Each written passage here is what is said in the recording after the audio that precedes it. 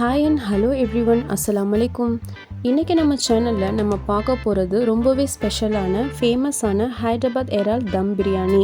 1/2 kg எப்படி செய்கிறதுன்னு பார்க்க போகிறோம். இது 4 to 5 மெம்பர்ஸ் வரைக்கும் சாப்பிடலாம். குயிக்காக ஒரு ஹைதராபாத் பிரியாணி செய்யணும்னா இந்த வீடியோ கண்டிப்பாக யூஸ்ஃபுல்லாக இருக்கும். வீடியோக்குள்ளே போகிறதுக்கு முன்னாடி இன்கேஸ் இன்னும் என் சேனல் சிட்ஸா சமையலை சப்ஸ்கிரைப் பண்ணலன்னா ப்ளீஸ் சப்ஸ்கிரைப் பண்ணிக்கோங்க. அப்போ தான் நான் எப்போல்லாம் வீடியோஸ் போடுறனோ அப்போல்லாம் நோட்டிஃபிகேஷன் உங்களுக்கு வரும்.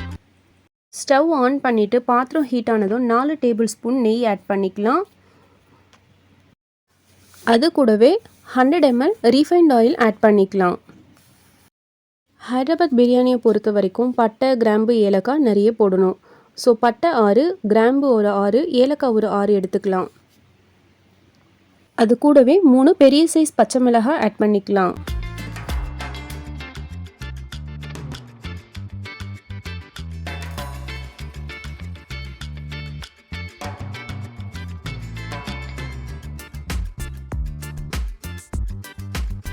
நாலு மீடியம் சைஸ் வெங்காயம் தின் ஸ்லைசஸாக கட் பண்ணி வச்சுருக்கேன், அதையும் ஆட் பண்ணிக்கலாம். வெங்காயம் கோல்டன் ப்ரௌன் கலர் சேஞ்ச் ஆகிற வரைக்கும் ஃப்ரை பண்ணிக்கலாம்.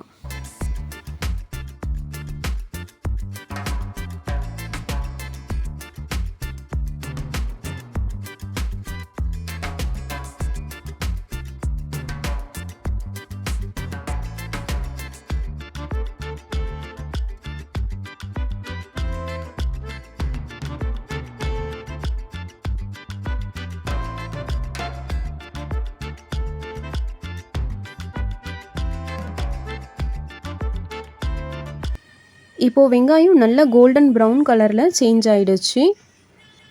நெக்ஸ்ட்டு இஞ்சி பூண்டு பேஸ்ட்டு கொஞ்சம் நிறையவே போட்டுக்கலாம். அப்போ தான் பிரியாணிக்கு நல்ல ஒரு ஸ்மெல் அண்ட் டேஸ்ட்டு கிடைக்கும். நான் 6 டேபிள் ஸ்பூன் வரைக்கும் இஞ்சி பூண்டு பேஸ்ட்டு சேர்த்துக்கிறேன். நான் எறாவை மேரினேட் பண்ணலை, so ginger garlic paste extra add பண்ணிக்கலாம். அப்போ தான் எறாவில் அந்த பேட் ஸ்மெல் எதுவுமே வராது. இப்போது இதை ஒரு தடவை நல்லா மிக்ஸ் பண்ணி விட்டுக்கலாம். இப்போது ஒரு கைப்பிடி கொத்தமல்லி, ஒரு கைப்பிடி புதினா, அது கூடவே 200 ml தயிர் எல்லாத்தையும் சேர்த்துட்டு ஒரு தடவை நல்லா மிக்ஸ் பண்ணி விட்டுக்கலாம்.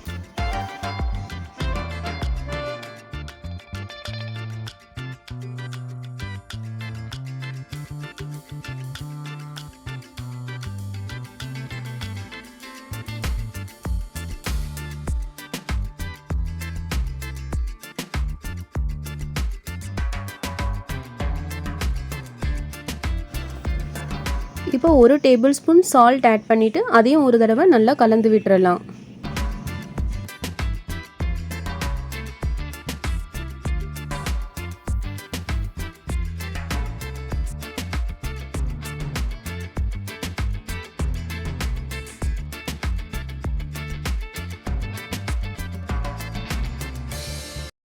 நாலு தக்காளி மீடியம் சைஸில் கட் பண்ணி சேர்த்துட்டு அதையும் ஒரு தடவை நல்லா வதக்கி விட்டுக்கலாம்.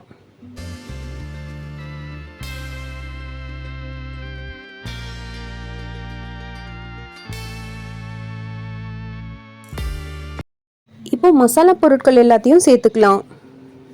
மஞ்சள் தூள் 1/2 டேபிள் ஸ்பூன், மிளகாய் தூள் 1 டேபிள் ஸ்பூன், மிளகுத்தூள் 1 table spoon, garam masala 1 table spoon, தனியாத்தூள் 2 டேபிள் ஸ்பூன், சீரகத்தூள் 1 டேபிள் ஸ்பூன், இது எல்லாத்தையும் சேர்த்துக்கலாம்.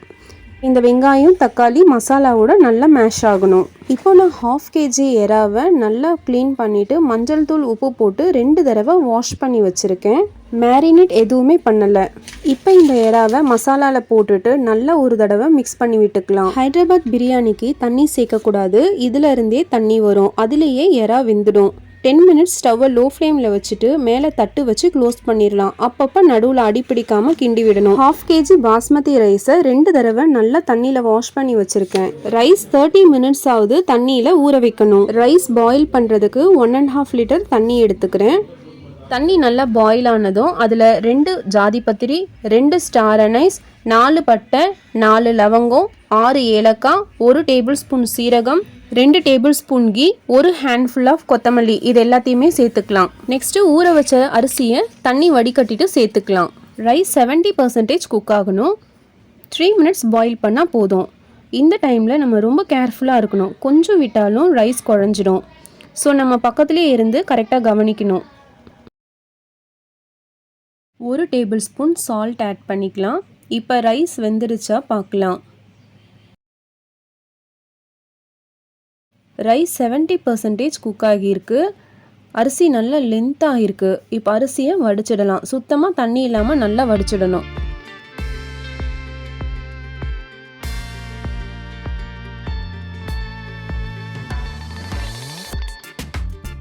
எறாவும் நல்லா வெந்துடுச்சு. இதுக்கு மேலே எறாவை ரொம்ப வேக விடக்கூடாது. உப்பு காரம் செக் பண்ணிக்கலாம். மசாலாக்கு ஏற்ற அளவுக்கு உப்பு காரம் இருக்கான்னு பார்த்துக்கலாம். ஏன்னா நம்ம அரிசியிலையும் உப்பு போட்டிருக்கோம். அரிசியை இப்போ இந்த மசாலாவில் போட்டுட்டு லேசாக மேலே ஸ்ப்ரெட் பண்ணி விடணும். வடித்த தண்ணி 1 கிளாஸ் இது மேலே ஊற்றிக்கலாம். தண்ணி லெவல்லாம் பார்க்கணுன்னு அவசியம் இல்லை. நான் ஆர்டிஃபிஷியல் ஃபுட் கலர்ஸ் எதுவுமே சேர்க்கல. நீங்கள் வேணும்னா ஃபுட் கலரோ இல்லைனா குங்குமப்பூவோ சேர்த்துக்கலாம். பட் இதுவே 2 கலர் லேயரில் நல்லா தான் இருந்தது. 15 மினிட்ஸ் ஸ்டவ்வை லோ ஃப்ளேமில் வச்சுட்டு மேலே தட்டு வச்சு க்ளோஸ் பண்ணிடலாம். இப்போ பழைய தோசைக்கல்லை கீழே வச்சுட்டு அதுக்கு மேலே பிரியாணி சட்டி எடுத்து வச்சிடலாம். தட்டு போட்டு மூடிட்டு மேலே இந்த மாதிரி வெயிட் வச்சிடலாம். ஹைதராபாத் பிரியாணினாலே ஃப்ளேவர் நல்லா ரிச்சாக இருக்கணும். ஸோ ஃபைனலாக ஒரு பேனில் 6 டேபிள் ஸ்பூன் நெய் ஆட் பண்ணிக்கிறேன். நெய் சூடானதும் அதில் முந்திரி திராட்சையை ஃப்ரை பண்ணிக்கலாம். நட்ஸ் நம்ம சாய்ஸ் தான், எவ்வளோ வேணாலும் ஆட் பண்ணிக்கலாம்.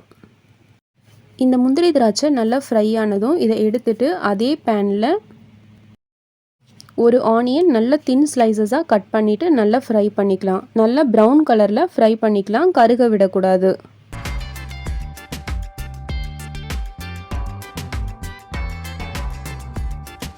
ஸ்டவ் ஆஃப் பண்ணிவிட்டு 10 மினிட்ஸ் தம்மில் விட்டுடலாம்.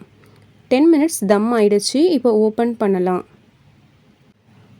இப்போது மணக்க மணக்க ஹைதராபாத் இறால் பிரியாணி ரெடி ஆயிடுச்சு. ரைஸ் நல்லா உதிரியாக குழையாமல் இருக்குது. அடியிலேருந்து எடுத்து பார்க்கலாம், அடி பிடிக்கவே இல்லை. இப்போ ஃப்ரை பண்ண ஆனியன்ஸ் அண்ட் நட்ஸ் எல்லாத்தையுமே இப்போ இது மேலே ஸ்ப்ரெட் பண்ணி போட்டுக்கலாம். பார்க்கும்போதே மவுத் வாட்டரிங்காக சாப்பிடணும் போல் இருக்குது. இந்த பிரியாணி ரெடி ஆகும்போதே இதோட அரோமா அவ்வளோ அருமையாக இருந்தது. இந்த ஹைதராபாத் பிரியாணியோட டேஸ்ட் டிஃப்ரெண்ட்டாக ஸ்பைஸியாக நல்லா டேஸ்ட்டாக இருக்கும். இது கூட ஆனியன் ரைட்டா மட்டும் இருந்தாலே போதும். ஃப்ரைட் ஆனியன்ஸ் ஃப்ரைடு நட்ஸோட பிரியாணி சாப்பிடும்போது டேஸ்ட் டிஃப்ரெண்ட்டாக அல்டிமேட்டாக இருக்கும். இது வரைக்கும் நீங்கள் ஹைதராபாத் ப்ரான் பிரியாணி ட்ரை பண்ணலையா? கண்டிப்பாக ட்ரை பண்ணி பாருங்கள். உங்கள் ஃபீட்பேக் அண்ட் கமெண்ட்ஸை என் கூட ஷேர் பண்ணுங்கள்.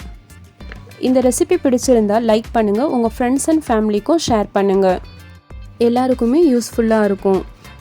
எங்கள் சேனல் சிட்ஸா சமையலை ஃபஸ்ட் டைம் பார்க்குறீங்களா? மறக்காமல் சப்ஸ்கிரைப் பண்ணிவிடுங்க. இன்னொரு இன்ட்ரெஸ்டிங்கான ரெசிபியோட நெக்ஸ்ட் வீடியோவில் பார்க்கலாம். தேங்க்யூ ஸோ மச் ஃபார் வாட்சிங்.